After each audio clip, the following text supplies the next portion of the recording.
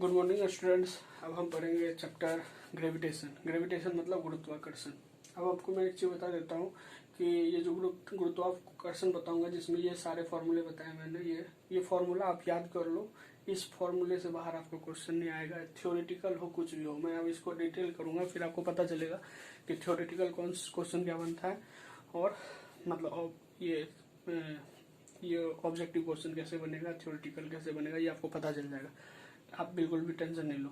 और हाँ, मैं एक चीज़ बताना भूल गया आपको कि हाँ, मैं ऐसे फिजिक्स के सारे चैप्टर को बिल्कुल शॉर्ट में कर करके बिल्कुल मेन टॉपिक जिससे आपका क्वेश्चन पूछा जाता है उसको मैंने डिटेल करके सबका मैं लेक्चर तैयार करूंगा और आपके लिए, और उससे आपका क्वेश्चन मैक्सिमम चांस से सॉल्व हो जाएगा। तो अगर और भी आपको मेरा वीडियो देखना हो तो आप मेरे चैनल को मतलब सर्च कर लेना, और ये वीडियो आपको पसंद आए तो मेरे चैनल को लाइक एंड सब्सक्राइब कर देना।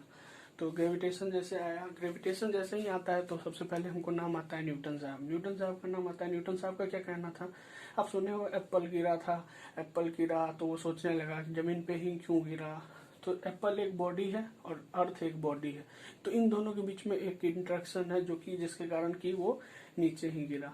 तो ये इंटरेक्शन को पता लगाया न्यूटन साहब। अब न्यूटन साहब पता लगा तो ये चीज वो पता लगाते लगाते उसने ये बताया कि दो कोई मास में इंटरेक्शन से, मतलब एक मास दूसरे मास पे फोर्स लगाएगा, दूसरा मास किसी और मास पे फोर्स लगाएगा, मतलब दो के बीच कुछ ना कुछ इंटरेक्शन होगा। और जितना ऐसा कोई भी मास पार्टिकल है, हर के बीच में कुछ ना कुछ इंटरेक्शन होगा। और सबसे पहले ग्रेविटेशन एक वीक फोर्स है, ये आपको याद होना चाहिए। ग्रेविटेशन कैसा है, वीक फोर्स। तो देखो न्यूटन साहब क्या बोले थे कि जो मास m1 है और ये मास m2 है, ये मास m1 और मास m2 है, तो इसमें जो फोर्स होगा ये फोर्स होगा डायरेक्टली प्रोपोर्शनल, मतलब समानुपाती होगा m1 इंटू m2, और ये फोर्स इनवर्सली प्रोपोर्शनल होगा square of distance between them, मतलब व्युत्क्रमानुपाती होगा, मतलब ये डिस्टेंस बीच में, इसके बीच में जो डिस्टेंस है उसके स्क्वायर के। तो ठीक है, फिर उससे अगर आप इस डायरेक्टली प्रोपोर्शनल को हटाओगे तो उसके लिए एक कांस्टेंट लगाना पड़ता है, वो है जी। अब आपको क्वेश्चन में जी के बारे में पूछा जाएगा। अब आपको मैं बताता हूँ कैसे जी सॉल्व होगा, कैसे जी का क्या डायमेंशन फॉर्मूला होगा, ऐसा यूनिट क्या होगा, ये सब चीज। अब देखो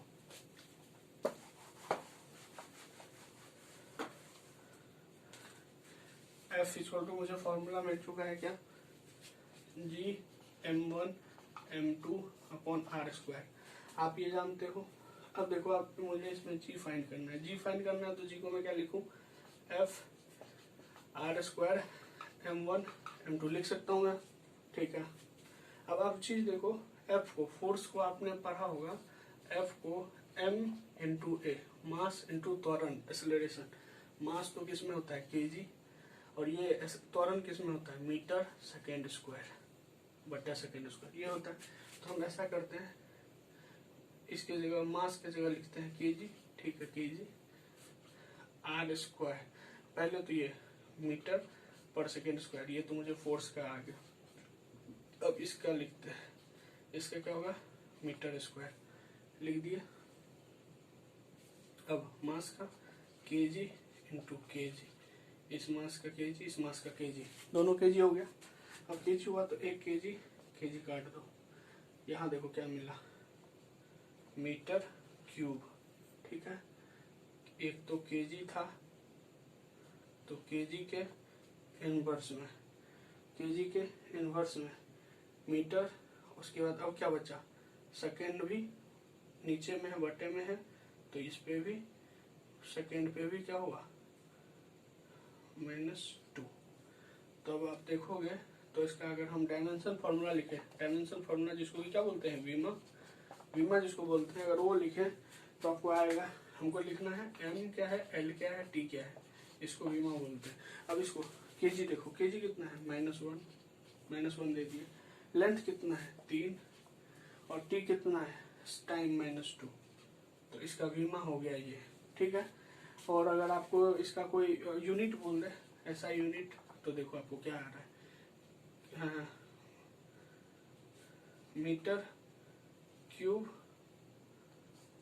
केजी और सेकेंड स्क्वायर, ये आपको ऐसा यूनिट आएगा। और आप ऐसे देखो, एक यूनिट और मैं डेराइव करता हूँ, कहाँ से, यहाँ से। फोर्स का क्या होता है, न्यूटन, ये डिस्टेंस का क्या होता है, मीटर इंटू मीटर। मास का क्या होता है, केजी इंटू केजी। तो ये हो गया न्यूटन मीटर स्क्वायर, और ये केजी इंटू केजी था, तो ये केजी का स्क्वायर।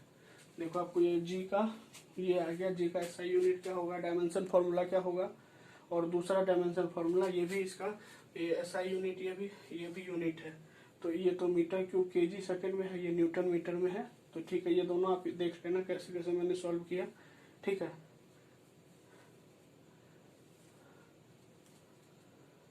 तो अब हाँ एक चीज और याद रखने का बात है कि अब जी का वैल्यू क्या होता है। जी का डायमेंशन फॉर्मूला देख लिया आपने, एसआई यूनिट देख लिया, यूनिट क्या होता है यूनिट देख लिया। अब आप देखो जी का वैल्यू क्या होता है। जी का वैल्यू तो याद करने का ही है, ये याद ही कर लो। ये होता है 6.67 इंटू 10⁻⁻11। ठीक है, ये एक कांस्टेंट है, याद रख लो आप इसको। ठीक है, अब इस पे क्वेश्चन क्या बनेगा, आप देखो क्वेश्चन देखते हैं। और हाँ, जी के बारे में चलो एक दो पॉइंट और देख लेते हैं।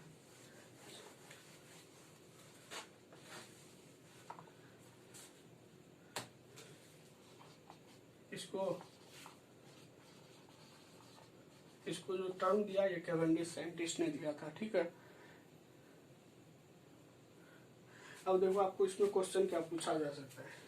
इस मतलब फोर्स से क्या रिलेटेड क्वेश्चन पूछेगा। फोर्स से रिलेटेड आपको ये क्वेश्चन पूछेगा कि अगर हम मास को डबल कर देते हैं, ये मास है, पहले ये m1 था, ये m2 था। ठीक है, ये डिस्टेंस r था, ये 1 नंबर। अब आपको क्वेश्चन में कह दिया कि 2 नंबर कि हम क्या करते हैं, मास को डबल कर दिया, मास को डबल कर दिया, मास को क्या कर दिया, डबल कर दिया, और डिस्टेंस को क्या कर दिए, हाफ कर दिया, डिस्टेंस को हाफ कर दिए।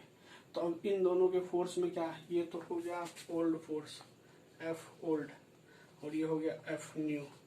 तो ये आपको पूछ देगा F new and F old में क्या रिलेशन है, क्या रिलेशन है। क्वेश्चन आपको समझ में आ गया होगा। जैसे मास m1 है और ये m2 है, इन दोनों मास है, ये दोनों मास है, इसके बीच में r डिस्टेंस है, तो ये ओल्ड फोर्स हो गया, इसमें ओल्ड फोर्स लगेगा। लेकिन अब क्या बोल दिया कि क्या करेंगे, मास को डबल कर देंगे और डिस्टेंस को हाफ कर लेंगे। इससे क्या होगा कि हमारे फोर्स पे क्या मतलब नया फोर्स जो आएगा वो मतलब ओल्ड फोर्स और न्यू फोर्स में क्या रिलेशन होगा। तो देखो अगर हम ओल्ड फोर्स लिखे तो ओल्ड फोर्स को क्या लिखेंगे, जी m1 m2 upon r square. ठीक है, अब यही अगर न्यू फोर्स लिखे तो न्यू फोर्स क्या लिखेंगे, जी m1 की जगह 2 m1, इसकी जगह 2 m2, उसके बाद r/2 का स्क्वायर, ये लिखे ओल्ड फोर्स। ठीक है, तो अब ये रिलेशन तो मुझे फाइंड करना है, तो इसको मैं हटा देता हूँ। ठीक है, अब देखो क्या होगा, ये क्या आया 2 दूना 4, यहाँ 1/2 है, 1/2 गुना 1/2 1/4। तो ये आप देखो ये हो गया 2 दूनी 4, 4 इंटू जी m1 m2, इधर r/2 था, r/2 इसको ऐसे लिख सकते हो ना, r/2 इंटू r/2, तो ये ओवरऑल हो गया r/4, तो ये हो गया r/4।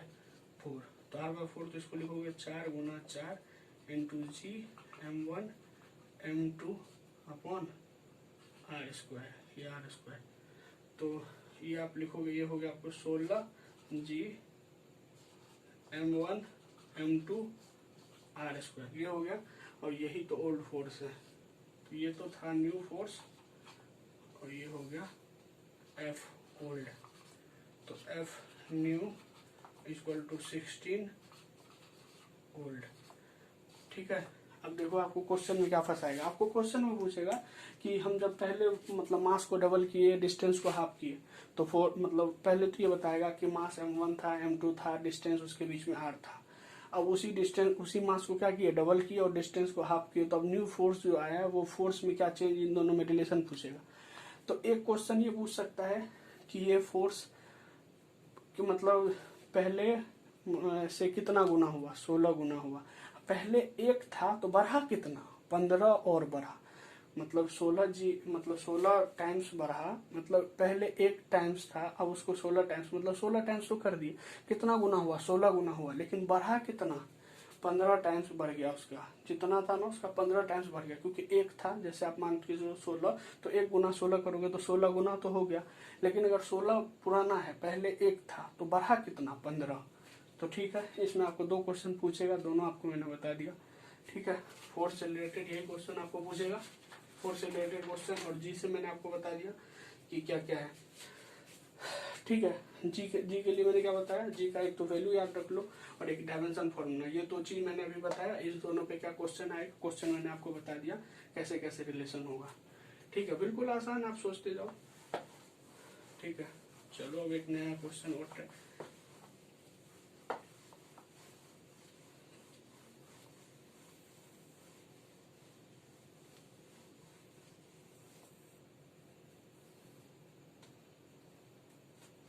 अब देखो, मुझे पूछ रहा है कि अर्थ सरफेस पे, एक है अर्थ सरफेस, अर्थ सरफेस पे एक 50 केजी का मैन है, ठीक है, 50 केजी का आदमी है।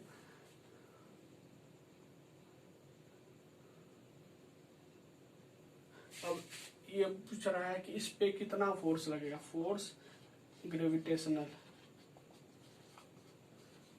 क्या लगेगा, किसके द्वारा, अर्थ के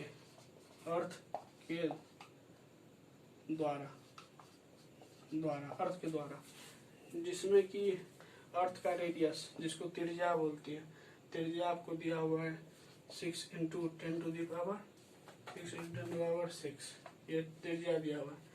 मास दिया हुआ है आपको, जिसको द्रव्यमान बोलते हैं, 10⁻24, और आपको जी दिया हुआ है 6 × 10⁻11, या दिया हुआ रहेगा क्वेश्चन में। ठीक है, न्यूटन मीटर स्क्वायर पर केजी स्क्वायर होगा।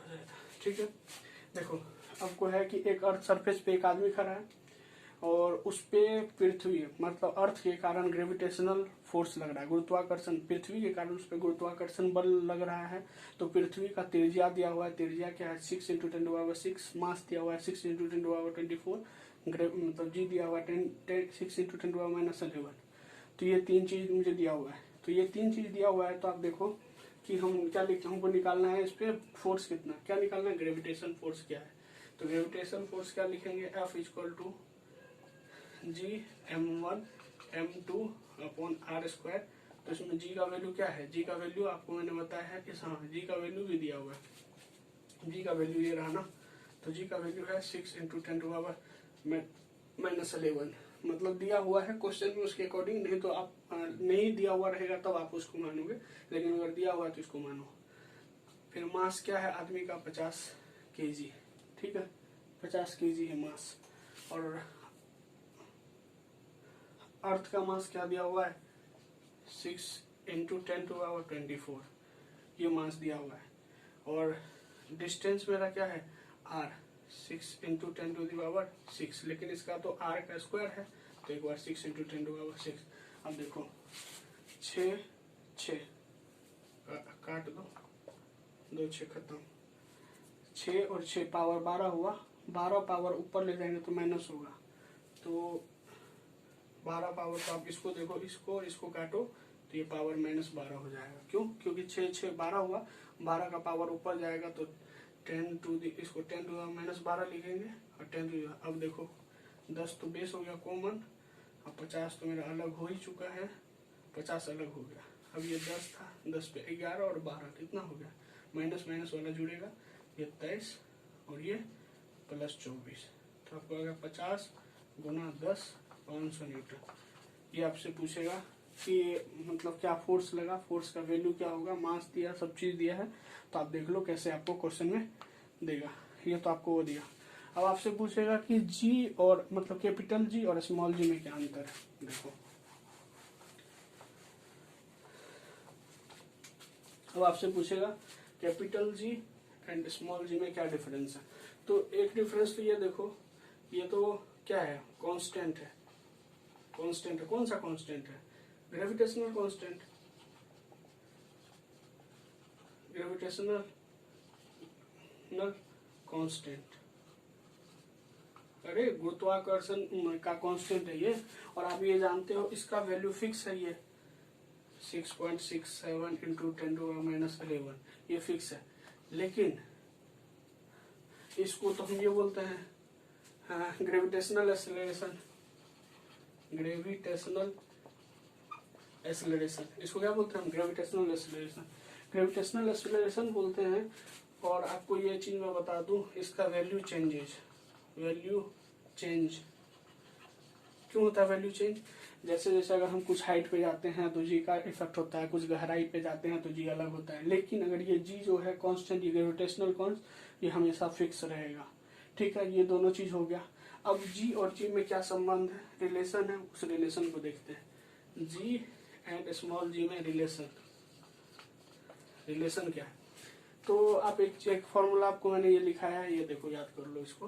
तो जी इक्वल टू होता है G M upon R square. ठीक है, आर स्क्वायर।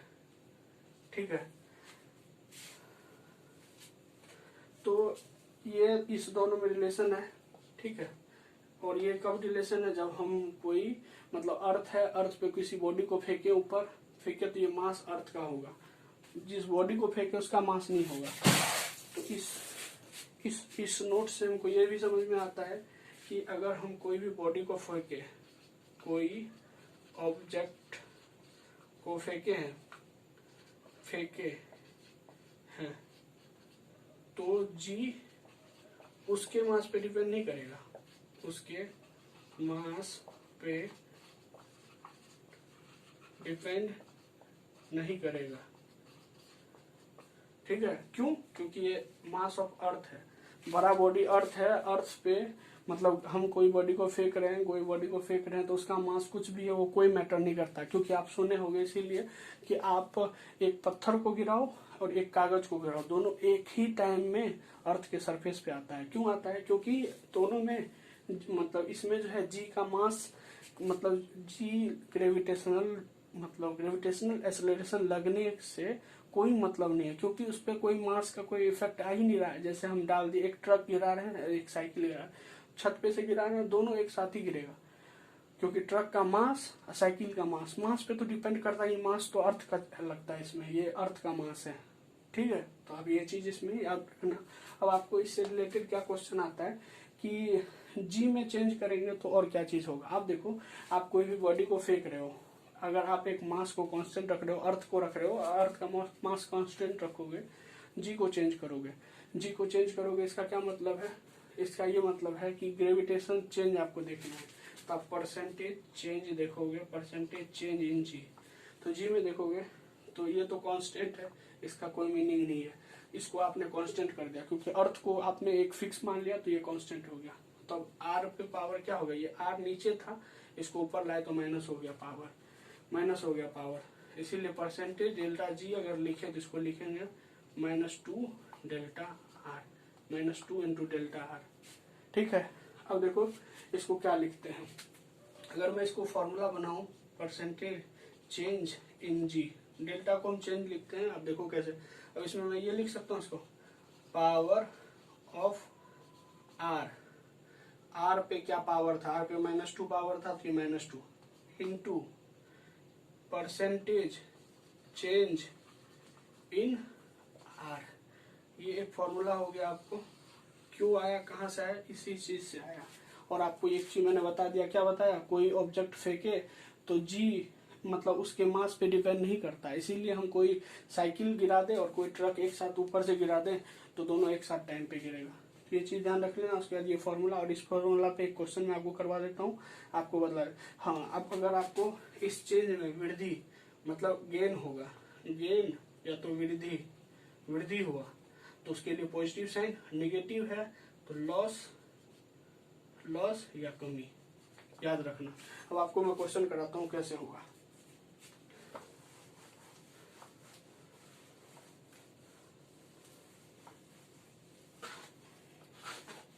देखो, G equal to G M upon R square था, तो हम इसको क्या लिखे? परसेंटेज मतलब percentage delta change in ji.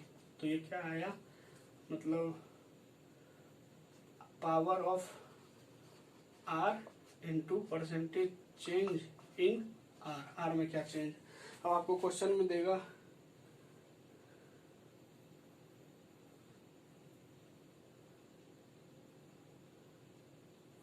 Question में बोल दिया कि आपको मतलब ग्रेविटेशन मास को कांस्टेंट कर दिया, मास को क्या किया कांस्टेंट, मास को क्या किया कांस्टेंट, मास को कांस्टेंट कर दिया, लेकिन ये जो रेडियस है आर जो है ये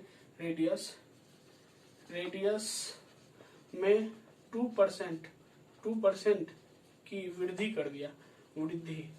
क्वेश्चन में आपको ऐसे देगा कि आप जो भी मतलब हिंदी में रहोगे तो आप ये रहेगा कि द्रव्यमान को हम फिक्स कर दिए और अब जो है उसके त्रिज्या में 2% की वृद्धि हो गई, 2% की वृद्धि हो गई, तो अब गुरुत्व त्वरण में क्या चेंज आएगा, तो क्या चेंज आएगा, तो अब आपको ये चेक करना है। तो आपको ये मैंने फॉर्मूला बताया, ये फॉर्मूला देख लो। तो अब अगर ये फॉर्मूला को हम यहाँ लगाए, देखो हमको क्या देखना है, परसेंटेज चेंज किस में, डेल्टा जी में, डेल्टा जी में परसेंटेज। तो आर पे पावर -2 था, क्योंकि ये इस फॉर्मूला को हम अगर ऐसे लिखते हैं, ये तो कांस्टेंट ये भी कांस्टेंट, इसका कोई मैटर नहीं है। तो अब ये हो जाएगा आर पे पावर -2, और जैसे ही आर पे पावर -2 हो गया, अब डेल्टा जी लिखेंगे तो -2 इंटू डेल्टा आर ऐसा होगा। अब परसेंटेज दोनों साइड लगा देंगे तो दोनों साइड परसेंटेज हो जाएगा। तो अब इस पे पावर था, तो पावर क्या था -2, और चेंज कितना है, मैंने आपको क्या लिखा, percentage change in R, R में चेंज कितना, आर में वृद्धि हो रही है 2%, मतलब +2% की वृद्धि हो रही है, तो 2। तो ये जो आपको आएगा क्या आया, -4, और ये परसेंटेज में आया क्योंकि परसेंटेज चेंज। तो इसीलिए हम कह सकते हैं कि डेल्टा जी मतलब जी में डेल्टा जी में -4% की कमी आई है, क्यों, देखो हम क्या किए चेंज, मतलब मास को रखे कांस्टेंट, मास को कांस्टेंट रख के क्या किए, रेडियस को हम क्या किए, इंक्रीज किए 2%, रेडियस को 2% इंक्रीज किए।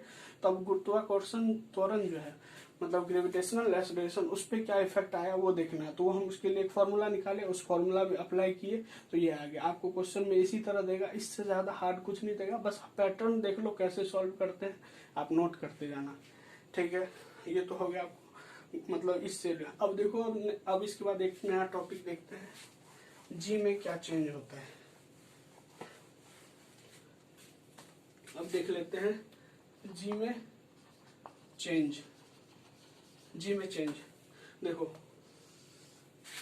एक तो होता है जी में हाइट के कारण, एक होता है जी में डेप्थ के कारण, एक तो है हाइट के कारण, एक डेप्थ।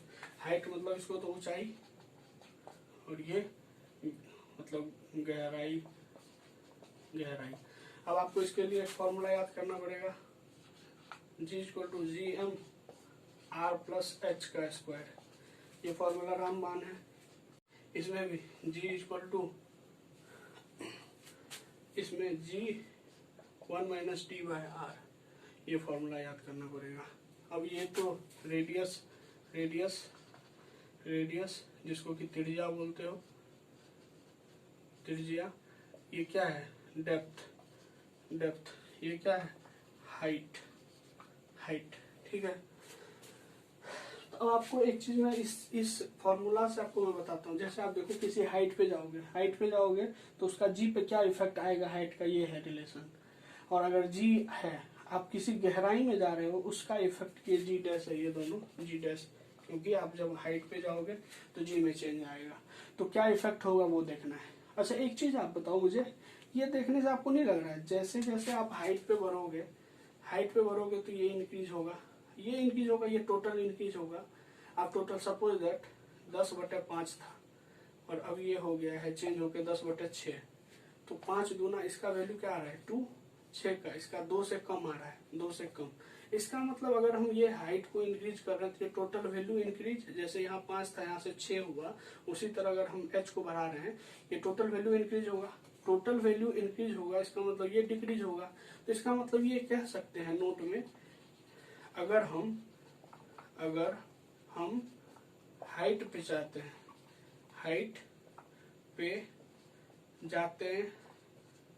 हैं तो जी कम मिलता है, ठीक है।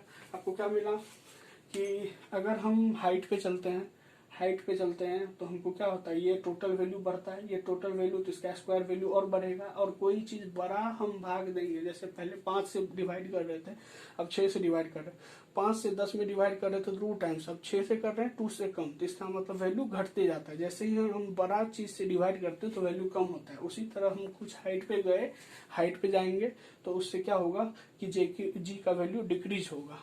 अब उसी तरह हम देखते हैं उस पे गहराई के लिए अगर आप ये सोचो कि हम जाएंगे अंदर, मतलब ये देखो, ये तो था अर्थ था, ये सेंटर आर था, तो अर्थ से हम कुछ हाइट पे जा रहे थे। अब क्या है ना, ये था अर्थ, ये है आर, अब हम कुछ डेप्थ पे जा रहे हैं। डेप्थ पे जा रहे हैं तो आप ये देख लो, हम डी पे मतलब डी जा रहे हैं। अगर ये डेप्थ है, ये डेप्थ अगर आर के बराबर हो जाए, अगर हम ये गहराई जो देख रहे हैं ये सेंटर पे आ जाए, तो हम देख लेते हैं चेंज क्या होता है। जी डैश है, जी है 1, ये जो डेप्थ है मतलब गहराई, हम सेंटर चल गए अर्थ के, अगर सेंटर पे हम चले गए, इसका मतलब जो डी था, डी वैल्यू आर हो गया, क्योंकि अगर कोई चीज गहरा है, ये आर है, ये आर है, तो हम यहाँ से गहराई अंदर सेंटर पे आ गए, इसका मतलब ये आर डिस्टेंस हम ट्रेवल कर लिए। तो ये जो डी था ये हम आर रखेंगे, ये आर रखेंगे, तो ये आर आर कट जाएगा, तो ये 1 हो गया, 1 माइनस 1 0, तो जी इंटू 0, तो जी। तो ओवरऑल हमको क्या मिला, जैसे जैसे हम अंदर जाते हैं, जैसे जैसे हम अंदर जाते हैं, जैसे जैसे हम गहराई में जाते हैं, तो भी मेरा जी डिक्रीज होता है। जब हम हाइट में जाते हैं, नोट क्या मिला कि जब अगर हम हाइट पे जाते हैं तो भी जी का वैल्यू कम होता है, जैसे जैसे हम गहराई में जाते हैं तो भी जी का वैल्यू कम होता है। तो ये चीज आपको याद रखना है, ठीक है। और आपको एक चीज इसमें 2 नोट मिला, एक तो सेंटर पे जी 0, पहला चीज ये मिला। दूसरा, जैसे जैसे हम डेप्थ पे जाएंगे, डेप्थ में जाएंगे तो जी वैल्यू डिक्रीज होगा। क्या होगा, जी वैल्यू डिक्रीज। ये तो था जी में इफेक्ट। अब देखो क्या है ना कि अर्थ में, जैसे अर्थ के हम हाइट पे ऊपर गए तो जी में चेंज आया, नीचे गए तो जी में चेंज आया। अब क्या है ना कि अर्थ रिवॉल्व करता है। अर्थ जैसे आपने ग्लोब देखा होगा, ग्लोब आप देखे होंगे कि एक वर्ल्ड मतलब एक ग्लोब होता है, वो इस तरह का एक्सिस, सीधा एक्सिस नहीं होता, इस तरह का एक्सिस होता है, तो वो एक एक्सिस पे घूमता है। तो उसी तरह क्योंकि ग्लोब कैसा बनाया, अर्थ की तरह, तो अर्थ भी इस तरह घूमता है। और अर्थ अगर घूमता है तो ये घूमने की वजह से जी पे क्या इफेक्ट है। जैसे आप देखोगे, एक गेंद को पकड़ो, एक धागा में बांध दो, धागा को पकड़ो, ऐसे ऐसे गेंद को घुमाओ, आपको लगेगा कि धागा खींचा हुआ जा रहा है। क्यों? क्योंकि घूमने की वजह से उसमें सेंट्रीफ्यूगल फोर्स लग रहा है, वो बाहर की तरफ जा रहा है। उसी तरह अगर पृथ्वी घूमता है तो उसके घूमने के कारण भी कुछ इफेक्ट लगता है, वो इफेक्ट को अब हमको देखना है, ठीक है। सबसे पहले आपको 1-2 टर्म समझ लो, टर्म क्या है। एक टर्म तो देख लो, ये अर्थ है, ठीक है, अर्थ, इसको इक्वेटर, इसको पोल कहते हैं। पोल को हिंदी में ध्रुव, और इसको इसको क्या बोलते हैं, विषुवत, इसको बोलते हैं विषुवत, ठीक है, ये चीज है। और आप देखते हो कि ग्लोब इस तरह के एंगल पे ऐसे करके कुछ लगा हुआ होता है, तो इसी तरह अर्थ भी है। तो अर्थ जो है जिस एक्सिस पे घूमता है, उस एक्सिस के साथ इसका एंगल लैम्डा है, ठीक है। और ये ऐसे करके इस एक्सिस पे ऐसे घूमता है, और ये जो घूमता है ये ओमेगा के स्पीड से घूमता है। जैसे आपको वेलोसिटी होता है ना, वेग, कि सीधा चलते हैं वेग, उसी तरह जब हम एंगुलर वेलोसिटी से चलते हैं तो उसी को वेग बोलते हैं, मतलब डब्ल्यू ओमेगा बोलते हैं एंगुलर वेलोसिटी को। जैसे वो वेलोसिटी था, ये एंगुलर वेलोसिटी हो गया, ओमेगा को क्या बोलेंगे, एंगुलर वेलोसिटी। अब देखो जी में घूमने की वजह से क्या चेंज आता है, घूमने की वजह से चेंज, ये जो है जी इसका फॉर्मूला बनता है G minus R omega square cos square lambda, ठीक है, ये फॉर्मूला बनता है। अब हमको इसका चेंज देखना, देखो एक तो यहाँ पे चेंज देखना है कि यहाँ पे, तो एक जगह तो हम लिखते हैं इक्वेटर, और एक जगह हम क्या लिखते हैं, पोल। पोल, पोल के आगे क्या लिख दे, ध्रुव, इक्वेटर की जगह विषुवपथ, विषुवपथ, ये तो लिख दिया। अब एक चीज बताओ, इक्वेटर पे हैं, इसका मतलब इक्वेटर पे हैं, इक्वेटर पे है, इसका मतलब ये एंगल यहाँ पे, अगर इस पॉइंट पे हम स्टार्ट कर रहे हैं और इसी पॉइंट पे है तो ये लैम्डा यहाँ होगा, मतलब 0 होगा। तो इक्वेटर पे लैम्डा क्या हो गया, 0। जैसे ही 0 हुआ, हम जी में वैल्यू पुट किए R omega square cos lambda. Cos lambda अगर मतलब 0 का, कॉस 0 का वैल्यू 1 होता है, तो कॉस 0 का वैल्यू 1 होता है, तो 1 का स्क्वायर होगा, ये 1 का स्क्वायर, ठीक है। तो ये जी डैश, तो हमको क्या मिला देखने के लिए, G equal to R omega square, पहला तो ये मिला। अब देखो ये पोल पे जाते हैं, अगर ये पोल पे ये लाइन यहाँ पे पहुंच गया, एक्सिस को हम यहाँ शिफ्ट कर दिए, तो ये क्या लैम्डा 90 डिग्री हो गया, हाँ लैम्डा 90 डिग्री हो गया, चलो ठीक है। तो G dash G R omega square cos square lambda, ठीक है। ये फॉर्मूला याद रखना है आपको, रोटेशन के कारण क्या इफेक्ट होता है। तो अब ये क्या है कि लैम्डा क्या हो गया 90, कॉस 90 क्या होता है 0, तो ये जी डैश वैल्यू जी माइनस 0 हो जाएगा, क्योंकि ये वैल्यू 0, ये वैल्यू 0, किसी भी संख्या को 0 से मल्टीप्लाई करोगे तो 0, तो ये जी डैश आपको क्या आ जाएगा, जी डैश इक्वल टू 0 आ जाएगा।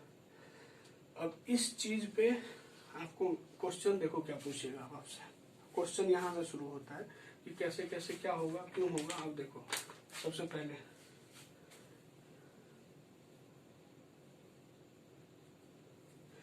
अब यहाँ पे g का वैल्यू g है और यहाँ पे g का वैल्यू माइनस कुछ है, मतलब इसका मतलब g ज्यादा है या g से घटा के कुछ है, इसका मतलब आपको ये चीज मिला, नोट फर्स्ट पॉइंट। अब इस इक्वेशन को देख करके आपको क्या मिला, फर्स्ट पॉइंट ये मिला कि ये जो g है और ये g से कम है, मतलब ग्रेविटेशन g का वैल्यू ध्रुव या पोल पे ज्यादा एंड इक्वेटर या विषुवपथ पे कम होता है, ये आपको मिला। दूसरा देखो, अगर हम देखो आपको एक चीज मैं बताता हूँ, ये आपको इक्वेशन है, ठीक है। हम ये 0 से स्टार्ट किए हैं, आप जानो cos 0 क्या होता है 1, cos 0 1। तो जैसे जैसे हम लैम्डा इंक्रीज कर रहे हैं, मतलब इक्वेटर से पोल की तरफ जा रहे हैं, हम लैम्डा को क्या कर रहे हैं, लैम्डा इंक्रीज कर रहे हैं, लैम्डा को इंक्रीज कर रहे हैं। कैसे इंक्रीज कर रहे हैं, तो हम जा रहे हैं कहाँ से, इक्वेटर से किधर, पोल की तरफ, इक्वेटर से पोल की तरफ लैम्डा इंक्रीज कर रहे हैं, हम जा रहे हैं इक्वेटर से पोल की तरफ। तो इक्वेटर से पोल की तरफ जा रहे हैं, लैम्डा इंक्रीज हो रहा है, तो इसका मतलब लैम्डा इंक्रीज, तो कॉस थीटा का वैल्यू डिक्रीज, क्योंकि लैम्डा आप जानो कॉस 0 का वैल्यू 1 होता है जो कि मैक्सिमम होता है, कॉस 30 का वैल्यू √3/2, कॉस 45 1/√2, वैल्यू घटते जा रहा है।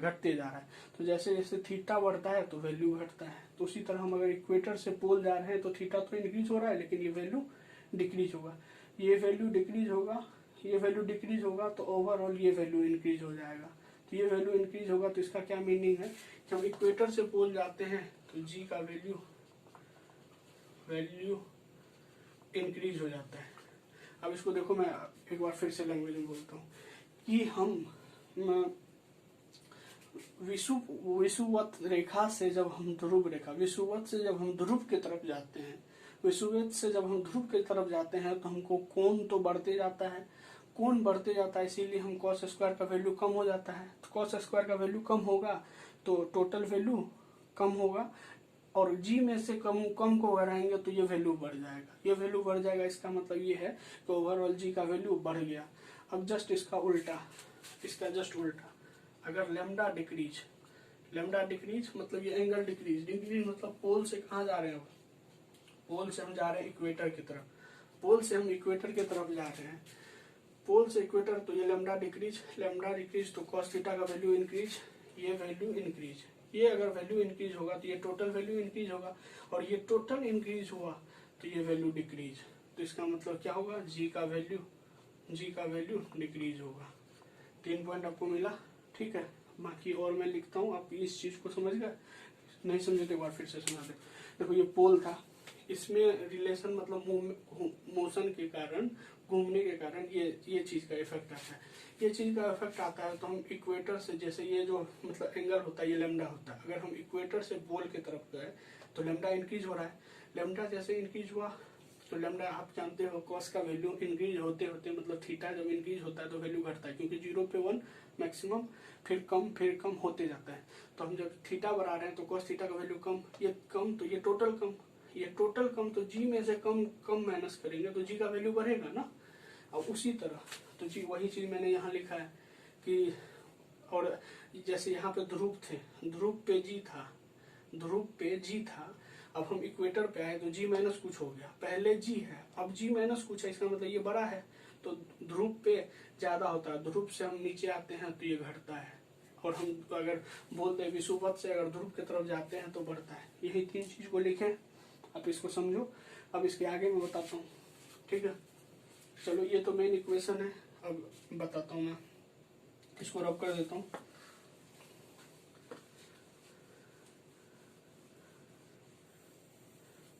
अब एक चीज बताओ, ये जो मैंने गति बताया है इस चीज से हम देख के एक चीज और लिख सकते हैं। क्या लिख सकते हैं कि हम इस गति से, अगर ये पृथ्वी का जो गति है ओमेगा जो एंगुलर ये है, तो ये कॉस लेमडा कहाँ 0 हो गया, ये जो है 90 आ गया, तो 90 आने के बाद 0, मतलब ये पोल पे जब हम आते हैं तो ये वैल्यू 0, ये टोटल 0, तो ये टोटल 0। तो घूमने का इफेक्ट तो ये था, घूमने का इफेक्ट तो ये था, लेकिन घूमने का इफेक्ट ये था, लेकिन अगर हम ये यहाँ ध्रुव पे आए तो ये वैल्यू 0 हो गया, इसका मतलब घूमने का इफेक्ट। तो इसका मतलब ये है कि हम अगर ध्रुव पे रहते हैं, अगर हम पोल पे रहते हैं तो वेलोसिटी का कोई इफेक्ट नहीं होता, क्यों नहीं होता? चाहे गति तेज हो स्लो हो, उसमें जी में कोई इफेक्ट नहीं होगा, क्योंकि जी का वैल्यू मतलब ये इफेक्ट जो डाल रहा था वो वैल्यू ही 0 हो गया, वो वैल्यू 0 हो गया तो उसका कोई इफेक्ट नहीं होगा। ये नेक्स्ट लाइन था। और अब इसमें देखो, जैसे ही अब इस लाइन से क्या समझ में आएगा कि ये अगर घूमना तेज कर दिया, अगर ये घूमना तेज करता है तो ये वैल्यू बढ़ जाएगा, ओमेगा बढ़ेगा। अगर घूमना तेज करना मतलब ओमेगा बढ़ा तो ये टोटल वैल्यू बढ़ा, और ये टोटल वैल्यू बढ़ेगा तो ये जी में क्या हो जाएगा, डिक्रीजेज। अगर ओमेगा मतलब एंगुलर वेलोसिटी इंक्रीजेज तो जी वैल्यू डिक्रीजेज। इस पॉइंट से ये मिला सीखने के लिए। और आपको ये बोला कि अगर ये ओमेगा को इंक्रीज करते करते इसको 17 टाइम्स अगर कर दोगे, ये 17 टाइम्स तक कर दोगे ना, तो ये r इंटू ओमेगा स्क्वायर, इसका मतलब 17 ओमेगा का स्क्वायर, तो ये r इंटू 17 ओमेगा स्क्वायर, ये वैल्यू जो है ये g के बराबर हो जाता है। तो g के बराबर हो जाता है ये वैल्यू g के बराबर हो जाता है। ये वैल्यू g के बराबर हो गया तो इसका मतलब अगर हम 17 टाइम्स कर दिए तो ये वैल्यू रोटेशन का इफेक्ट 0 हो जाएगा, क्योंकि बढ़ते बढ़ते बढ़ जाएगा। ये वैल्यू g के बराबर हो गया, बराबर के 17 टाइम्स कर दिए, वैल्यू g हो गया, ये भी g हो गया, तो g माइनस g हो जाएगा तो 0 आ जाएगा। तो एक तो ये चीज है कि अगर हम घुमा रहे हैं तो क्या होगा, घुमाने से जी के वैल्यू में अगर हम देखो, ध्रुव पे तो घुमाने का कोई इफेक्ट नहीं, क्योंकि ध्रुव पोल है, पोल पे एंगल 90 डिग्री cos 90 0, तो वो कंपोनेंट ये टोटल वैल्यू ही 0, तो वो जी का जी रह गया, उस पे घुमाने का कोई इफेक्ट नहीं होगा। कहाँ पे, पोल पे हम किसी भी एंगल से घुमा दे कोई फर्क नहीं पड़ता है। लेकिन अगर हम इक्वेटर पे इसको घुमाते हैं तो ओमेगा का इफेक्ट तो आएगा, तो ओमेगा को हम तेज करेंगे तो टोटल वैल्यू थोड़ा बढ़ेगा। ये बढ़ने से जी जो था यहाँ पे, इसमें से बढ़ के कोई चीज तो ये वैल्यू कम मिलेगा, टोटल वैल्यू कम मिलेगा, और ये कम मिला। और इसी को ओमेगा को हम एंगुलर वेलोसिटी को बढ़ाते 17 टाइम्स कर देंगे, तो 17 टाइम्स करने से ये वैल्यू जो टोटल r ओमेगा स्क्वायर है ये जी के बराबर हो जाता है। तो g माइनस जी करते हैं तो 0 आ जाता है। तो आपको ये इम्पोर्टेंट नोट बन जाएगा कि अगर हम ओमेगा को 17 टाइम्स कर देते हैं तो हमको जी का वैल्यू 0 मिल जाता है। कहाँ पे? इक्वेटर पे। ठीक है,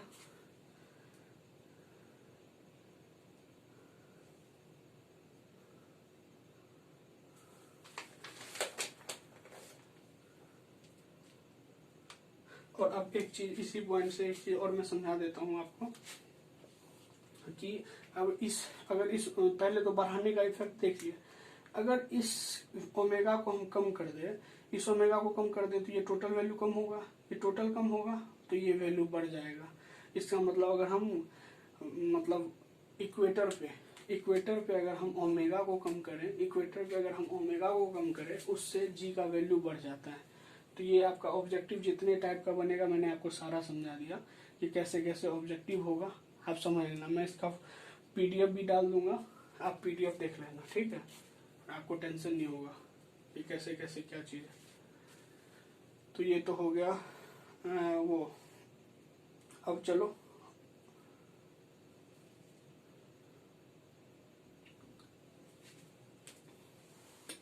जी में क्या क्या इफेक्ट आया, कैसे कैसे चेंज हुआ, क्यों चेंज हुआ, ये सब तो मैंने आपको बता दिया, ये सब मैंने आपको बता दिया। अब एक इम्पोर्टेंट पॉइंट ये है कि अपना जो अर्थ है, अर्थ पे जी का वैल्यू मतलब अर्थ पे ग्रेविटेशन मतलब जी मतलब ग्रेविटेशनल, अर्थ पे ग्रेविटेशनल एक्सेलरेशन जो है ना ये जी के बराबर है। लेकिन अगर यहीं पे हम मून पे देखते हैं, मून पे जिसको कि चंद्रमा पे ये वैल्यू g/6 हो जाता है। याद रखने वाला है, ऑब्जेक्टिव का क्वेश्चन है, ये पूछ सकता है आपके एग्जाम में, मोस्ट प्रोबेबली यही पूछेगा मेरे हिसाब से। अब आप देख लेना, आपको ये क्वेश्चन पूछ सकता है, वेरी इंपॉर्टेंट। अब आपको मैं एक क्वेश्चन इस पे करा देता हूँ जी, इस फॉर्मूला पे क्या है, जी m/r²। देखो क्या है ना कि कितने ऊंचाई पूछ रहा है, कितने ऊंचाई पर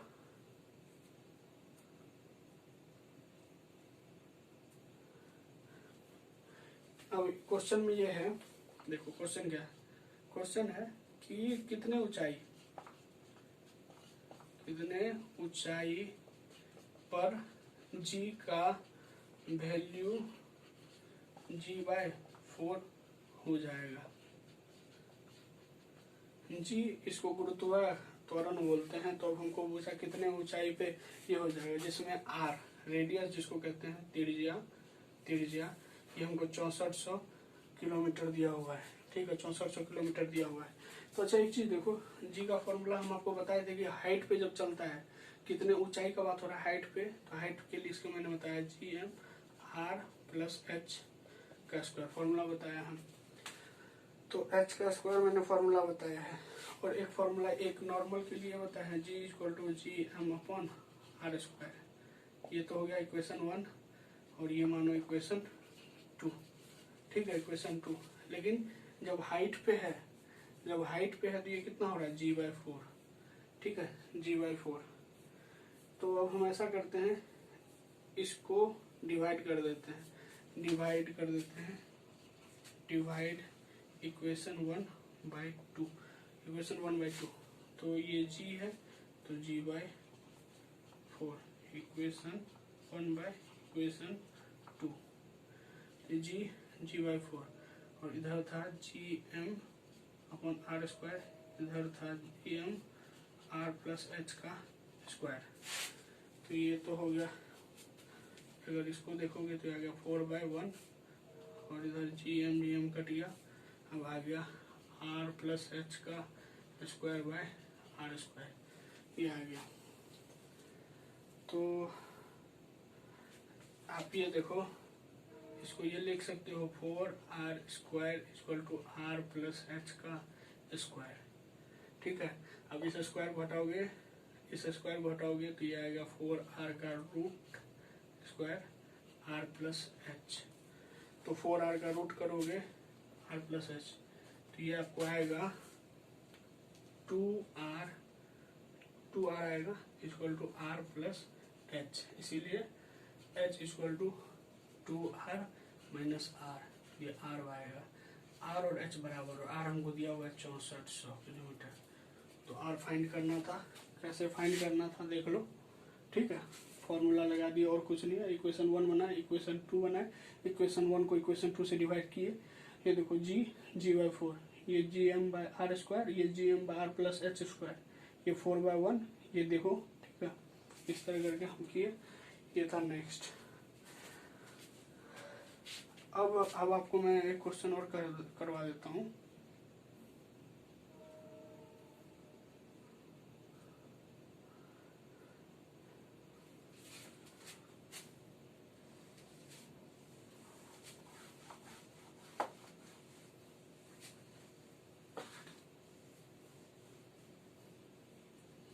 क्वेश्चन में है कि किसी गहराई पे जी का वैल्यू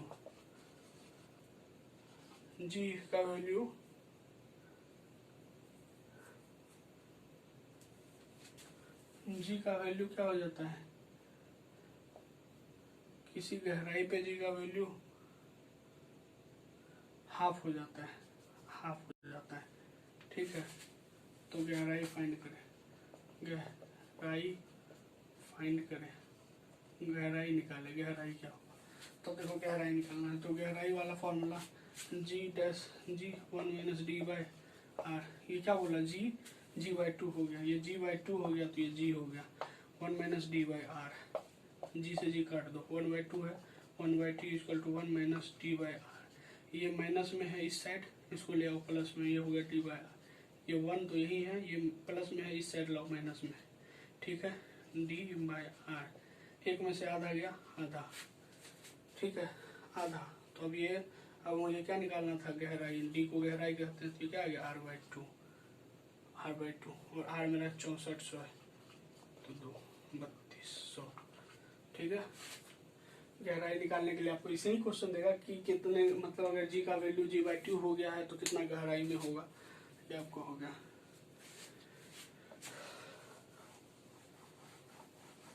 अब इसके बाद आता है आपको एस्केप वेलोसिटी, ये देखो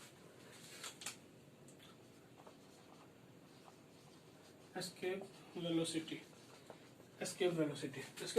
क्या है ना, कि इसको प्लायन वेग बोलते हैं, प्लायन वेग।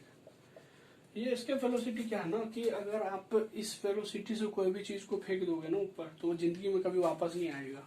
सोचोगे कितना कॉन्सेप्ट का बात है। जैसे आप गेंद देखो, गेंद 10 की स्पीड से फेंकते हुए ऊपर में जाके आ जाता है, तो अगर आप इसको एस्केप वेलोसिटी के बराबर कर दोगे ना, जिंदगी में कभी वापस नहीं आएगा। जैसे आप देखो कि एक जैसे कटोरे लो, कटोरे में क्या है ना, आप कंचा जानते हो ना, गुल्ली गांव में बोलते हैं कंचा, उसको घुमाते घुमाते थोड़ा तेज घुमाओ, देखते हो एक टाइम घूमते घूमते एकदम अचानक से बाहर आ जाता है। तो एक अचानक से बाहर आ जाता है, मतलब उसको एक वो वेलोसिटी मिल जाता है जिस वेलोसिटी से वो बाहर जा सकता है। उसी तरह एस्केप वेलोसिटी वो है कि हम घूमते घूमते या स्पीड लाते लाते वो स्पीड में ला देते हैं जिससे कि वो एस्केप कर जाता है। तो ये होता है एस्केप वेलोसिटी। एस्केप वेलोसिटी से सिंपल सा मीनिंग है, अगर एस्केप वेलोसिटी से कोई भी ऑब्जेक्ट को हम फेंक देंगे तो वो कभी वापस नहीं आएगा, वो हमेशा के लिए गायब हो जाएगा। और अब ये अर्थ के लिए एस्केप वेलोसिटी को मैं ऐसे करूंगा, एस्केप ऑफ अर्थ के लिए 11.2 किलोमीटर पर सेकेंड।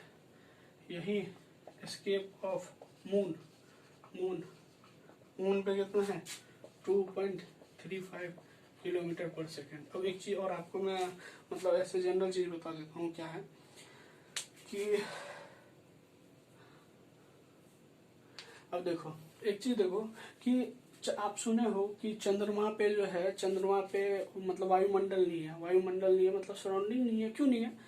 क्योंकि वहां पे एस्केप वेलोसिटी इतना कम है। आपको मैंने वहां बताया था जी का वैल्यू g/6 होता है, एस्केप वेलोसिटी भी 1/6 टाइम है। 1/6 टाइम है। इसका क्या सिंपल मीनिंग है कि अगर वहाँ 2.3 किलोमीटर से ज़्यादा स्पीड रहेगा तो वो उड़ जाएगा। ये चीज़ है। यहाँ पे भी मैंने आपको बताया 11.2 के स्पीड से आप कोई भी ऑब्जेक्ट को फेंक दो, एस्केप कर जाएगा, जिंदगी में कभी वापस नहीं आए। अब क्या है ना, वायुमंडल है, वायुमंडल है, सराउंडिंग है, तो सराउंडिंग में एयर है। अब एयर वेलोसिटी से मूव कर रहा है, तो एयर जो वेलोसिटी से मूव कर रहा है ना, उसको बोलते हैं VRMS। और VRMS से मूव कर रहा है वो 2.35 से ज्यादा है। अगर इससे वैल्यू ज्यादा हुआ, इसका मतलब एस्केप वेलोसिटी से वो ज्यादा है। इतना का वेलोसिटी चाहिए था चंद्रमा पे से कोई चीज को गायब होने के लिए। अब उसका वेलोसिटी इससे ज्यादा है, तो वो गैस वहां नहीं रहेगा, इसीलिए वहां पे वायुमंडल नहीं है, क्योंकि वहां पे जो गैस का VRMS था वो एस्केप वेलोसिटी से ज्यादा था। हमको कोई भी चीज को बाहर फेंकने के लिए एस्केप वेलोसिटी देना पड़ता है, तो उसके लिए वो एस्केप वेलोसिटी से भी ज्यादा था, इसीलिए वहां वायुमंडल टिकता नहीं है, वो उड़ जाता है। तो ये चीज आपसे पूछा जा सकता है, आप ध्यान रख लेना। अब इसके लिए फॉर्मूला क्या होता है, अगर अर्थ का मास m हो, ठीक है, अर्थ का मास m हो, और अर्थ का क्या, कोई भी प्लैनेट है उसका मास m हो एंड रेडियस r हो, तो एस्केप वेलोसिटी का v एस्केप का फॉर्मूला होता है √2gm/r, ठीक है, 2gm/r। और आपको मैंने एक फॉर्मूला और बताया था, g=gm/r² बताया है। तो आप इस चीज को रिप्लेस करके देखो, gm क्या होता है, gr²। तो अब इसी जगह 2gm की जगह करो gr²/r √ ये एक r² का मतलब क्या हुआ r, तो ये r कट गया, तो ये √ क्या आ गया 2gr आ गया। ये चीज आप देख लो। तो इसका दो फॉर्मूला एस्केप वेलोसिटी का, एक तो ये, एक ये, ध्यान रखना है, आप रख सकते हो, ठीक है। ये हो गया एस्केप वेलोसिटी का कॉन्सेप्ट। अब इसके बाद अब आप एक चीज देखो, क्या है ना कि वहां अगर आप मून पे जाओगे तो एक चीज सोचो, चंद्रमा पे आप जाओगे, जरूर आपको जनरल साइंस ही पूछा जाता है NTPC में, और आपको टेंशन नहीं। अगर आप चंद्रमा पे जा रहे हो, वहां पे G का वैल्यू G/6 है, तो अगर आप जैसे खड़ा रहते हो तो आपका मास आपको 100 kg फील होता है, तो वहाँ 100 kg का 6वां हिस्सा फील होगा। तो वो बराबर करने के लिए, क्योंकि अगर हमको मतलब कम फील होगा तो हम अजीब टाइप का फील करेंगे। जैसे आप कभी लिफ्ट से नीचे गिरते हो तो आपका मतलब एपरेंट वेट कम हो जाता हो, तो आपको अजीब सा लगता है। जैसे अगर आप फ्री फॉल मतलब ऊपर से छत से डायरेक्ट गिर जाते हो तो आपको मतलब वेटलेसनेस कंडीशन आता है, मतलब आप बिल्कुल उसको वो फील करते हो कि मतलब कोई वेट नहीं है, तो अजीब फील होता है। तो ये अजीब फील होगा तो एक्सपेरिमेंट कुछ कर नहीं पाएगा। तो उसके लिए जब भी चंद्रमा पे कोई आदमी मतलब जो साइंटिस्ट जाते हैं, एस्ट्रोनॉट जाते हैं, वो हैवी वेट अपने पीठ पे लगा लेते हैं, जो वेट मतलब टोटल वेट करके G उसके बराबर हो जाए। जैसे G/6 तो हो रहा है, अगर हम 600 मान ले, 600 G/6 हो गया, तो 6 से तो 600 100 हो गया, समझ रहे हो। जैसे 100 का 100 गुना G, जैसे अरे यार 100 गुना G करो, 1000 हुआ। अब हम क्या करेंगे, मास लटका लिए, अगर ये G/6 था, 100 वहां गए तो G/6 हो गया, तो हमको ये क्या फील होगा 1000/6। लेकिन हम क्या कर रहे हैं ना, इस 100 को 500 का बैग लटका लिए, 500 kg का बैग लटका लिए, और 100 kg तो हम खुद हैं, और ये G/6। तो अब आप देखोगे ये वैल्यू इसके बराबर आ जाएगा, ये 1000। क्यों 500 100 600, 600 से ये 600 से काटो, 6 से काटोगे तो 100, और ये 100 गुना G, ये चीज आ जाएगा। तो इसीलिए मतलब चंद्रमा पे जो है ना, अगर हम भारी मास लटका के जाते हैं तो वहाँ का साइंटिस्ट काम कर पाता है। तो ये चीज भी आपको ध्यान रखना है। अब इसी से रिलेटेड एक चीज, ये तो स्केप आप बाहर फेंक दिए, अब एक चीज और आता है इसी से रिलेटेड, आपको मैं बताता हूँ। एक चीज इससे रिलेटेड आता है orbital velocity. Orbital velocity, orbital velocity क्या है ना कि जैसे अगर आप ये देखोगे कि ये मतलब अर्थ पे घूम रहा है, अर्थ पे घूम रहा है, इसको थोड़ा सा वेलोसिटी डालोगे, और जैसे आप देखोगे कि मिशन मंगल मूवी देखे होगे, मिशन मंगल में क्या होता है, पूरी से तलने वाला, पूरी तलते हैं तो गरम करते हैं तेल गरम हो जाता है, तो एक पूरी तल लेते हैं। अब वो तेल गरम ही है तो वो घूम रहा है, फिर थोड़ा सा मतलब अब पूरी निकाल लिया, अब दूसरा पूरी उसी में रख दिया, मतलब वो वेलोसिटी उसी में। तो हम क्या करते हैं कि जैसे अर्थ से कुछ वेलोसिटी डाल दी है, वो जैसे ऐसे ये अर्थ है, अर्थ के चारों तरफ ऐसे ऑर्बिट है, हम क्या किए इससे वेलोसिटी डाल दिए, इसका वेलोसिटी डाल दिया, तब ये इसी ऑर्बिट में घूमेगा, फिर इसी ऑर्बिट में है, फिर इसको गर्म कर दिए तो मतलब ही पावर दे दिया, तो इस एनर्जी मतलब ऑर्बिट में आ जाएगा, इस ऑर्बिट में आ जाएगा। जैसे आपका रॉकेट है, रॉकेट उड़ रहा है, रॉकेट उड़ रहा है तो एक कांस्टेंट मतलब एक पहले तो एक्सेलरेशन से जाता है, फिर एक कांस्टेंट वेलोसिटी हो जाता है। जब कांस्टेंट वेलोसिटी हो जाता है बहुत दूर तक जब चले जाता है, तो फिर वो अपना क्या करता है, मास लूज करके एक्सप्लोजन करता है, एक्सप्लोजन करके उस पर और फोर्स लगता है, और फोर्स लगने की वजह से उसका और उसमें एक्सेलरेशन आ जाता है। उसी तरह ऑर्बिटल वेलोसिटी भी होता है। तो ऑर्बिटल वेलोसिटी में क्या होता है,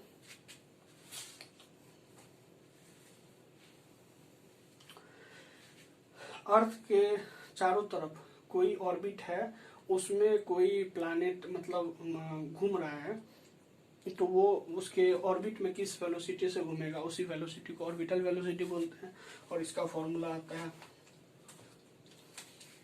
v=gm/r, gm/r। और आपको मैंने एक फॉर्मूला बताया है g=gm/r²। तो इससे gr²=gm, तो इसी जगह gm को पुट कर दो, gr² ये r, तो ये r² था, तो gr×r/r क्या गया √gr। ये फॉर्मूला दोनों आपको ध्यान रखना है। और अब देखो आपको क्वेश्चन क्या आपको पूछता है कि रेशियो क्या है, क्वेश्चन कैसा पूछेगा, रेशियो क्या है, एस्केप वेलोसिटी, एस्केप अपॉन ये ऑर्बिटल।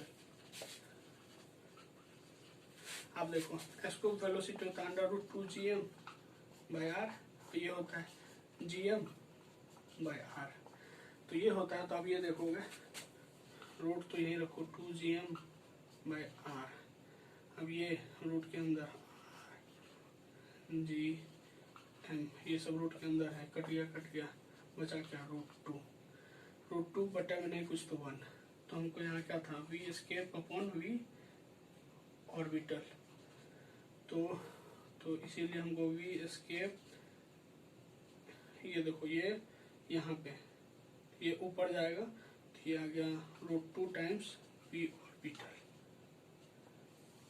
कैसे आया, क्योंकि ये एस्केप को सॉल्व किया तो ये √2 टाइम्स आया, तो अब इसके बराबर हम अब देखो ये क्या है v escape by v orbital, तो v एस्केप यहाँ रखे, ऑर्बिटल को इधर लाए, तो ये √2 टाइम्स ऑफ ऑर्बिटल हो गया।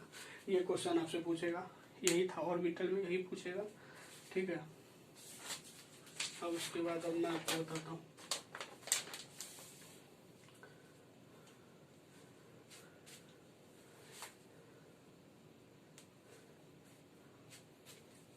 देखो एक तो होता है ऑर्बिटल सैटेलाइट। ऑर्बिटल सैटेलाइट के बारे में आप एक चीज मैं बात बता देता हूँ,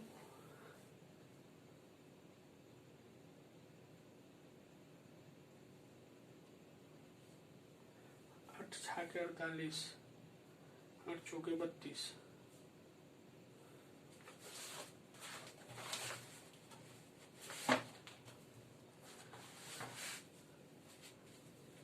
जो अर्थ है, अर्थ के आसपास के ऑर्बिट में जो कोई सैटेलाइट चक्कर लगाता है, तो वो जो सबसे नजदीकी सैटेलाइट चक्कर लगाता है, वो चक्कर लगाता है 8 किलोमीटर पर सेकंड की स्पीड से। तो आपको एक चीज ये पूछ सकता है कि आपका मतलब अर्थ के ध्रुवीय उपग्रह मतलब ऑर्बिटल सैटेलाइट जो है मतलब अर्थ के नजदीक, उसका वेलोसिटी क्या है 8 किलोमीटर पर सेकेंड, और उसको अपने कक्ष में घूमने में टाइम कितना लगता है, अपने ऑर्बिट कंप्लीट करने में कितना टाइम लगता है 84 मिनट्स। और आपको अगर सेकेंड में पूछ दें तो 5000 के अप्रोक्स। इसमें अप्रोक्स इस चैप्टर में अप्रोक्सीमेशन आपको बहुत पूछा जाता है, ठीक है। अब उसके बाद होता है एक जियो स्टेशनरी सैटेलाइट। जियो स्टेशनरी सैटेलाइट क्या होता है कि ये जो है ना मतलब अर्थ पे इक्वेटर की तरफ, ये अर्थ पे इक्वेटर की तरफ चलता है। आपको एक चीज मैं बता दूं, जैसे अर्थ है ना, अर्थ के रेस्पेक्ट में ये रेस्ट में है। जैसे अगर अर्थ ऐसे घूम रहा है तो ये जियो स्टेशनरी सैटेलाइट ऐसे घूमेगा। जैसे अगर ये अर्थ यहाँ है तो ये भी यहाँ है, तो ये अर्थ के रेस्पेक्ट में तो रेस्ट में है, लेकिन ये घूम तो रहा है क्योंकि अर्थ आपको पता है घूम रही है, अर्थ घूम रही है, लेकिन ये सैटेलाइट भी घूम रहा है। तो ये अर्थ के रेस्पेक्ट में सैटेलाइट रेस्ट में, इसलिए इसको बोलते हैं जियो स्टेशनरी सैटेलाइट। और इसका वेलोसिटी मतलब ऑर्बिटल वेलोसिटी होता है 3.1 किलोमीटर पर सेकेंड, और इसको कंप्लीट करने में 24 आवर्स लगता है। ठीक है, आप इस चीज को ध्यान रखना। और इसका यूज होता है दूर संचार, आपको क्वेश्चन में डायरेक्ट दे देगा कि इसका यूज किस में होता है, तो दूर संचार।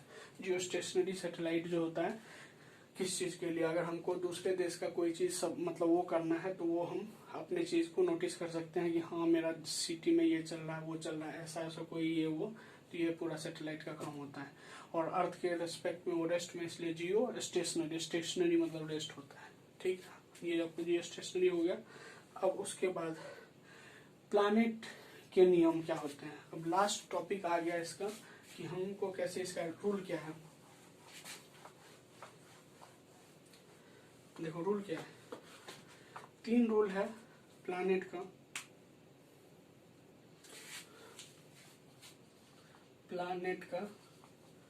प्लैनेट के लिए 3 रूल है। 3 रूल है। फर्स्ट रूल कि ये बोलता है कि सन जो है इसके फोकस पे पहला कॉन्सेप्ट, सन कहाँ है, सन फोकस पे, और जो अर्थ है रिवॉल्व कर रहा है इलिप्टिकल ऑर्बिट। तो इसको हिंदी में क्या बोलते हैं, इलिप्टिकल ऑर्बिट को।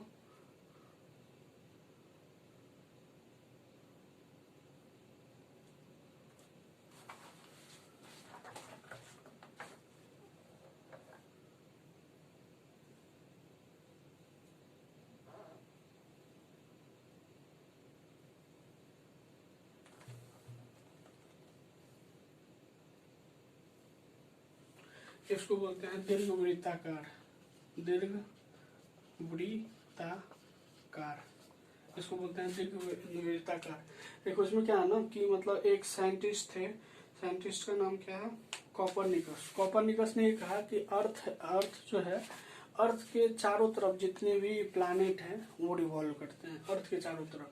तो ये जो बनाया था कि अर्थ जो घूमता है मतलब फोकस को हम मान लेते हैं सन, और अर्थ जो है इलिप्टिकल ऑर्बिट में मतलब दीर्घवृत्ताकार उसमें चलता है। ये तो लॉ ऑफ फर्स्ट था। दूसरा लॉ है देखो, ये अगर A1 है, ये A2 है, अगर ये dA/dt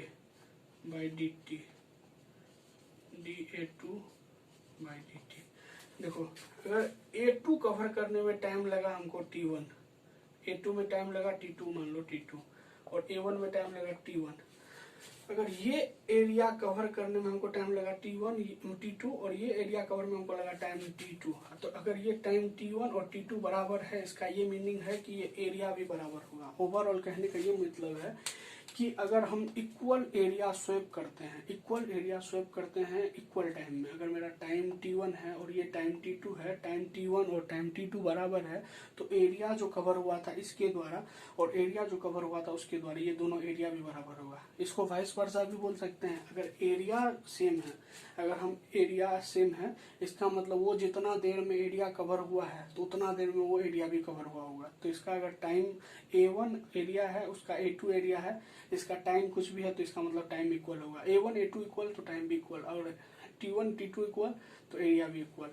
और इसको dA/dt लिंक होता है किससे, एंगुलर मोमेंटम से, L/2m। आपको ये क्वेश्चन में पूछेगा कि केपलर्स का जो सेकेंड रूल है वो किस चीज से लिंक होता है, तो एंगुलर मोमेंटम से कोणीय संवेग के संरक्षण, उसको एंगुलर मोमेंटम को क्या बोलते हैं, कोणीय संवेग के संरक्षण। ठीक है, ये तो सेकंड हो गया। लास्ट इसका है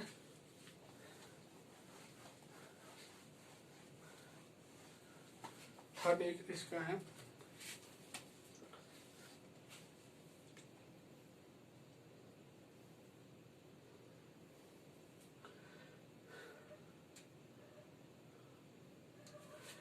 इसका जो मतलब ये जो इलेक्ट्रिकल पाथ पे मूव करता है ना, ये पाथ पे, तो ये पाथ पे मूव करने का जो टाइम पीरियड होता है, टाइम पीरियड का स्क्वायर होता है directly proportional to square R mean, mean पे पावर 3। ये आपको थर्ड लॉ है।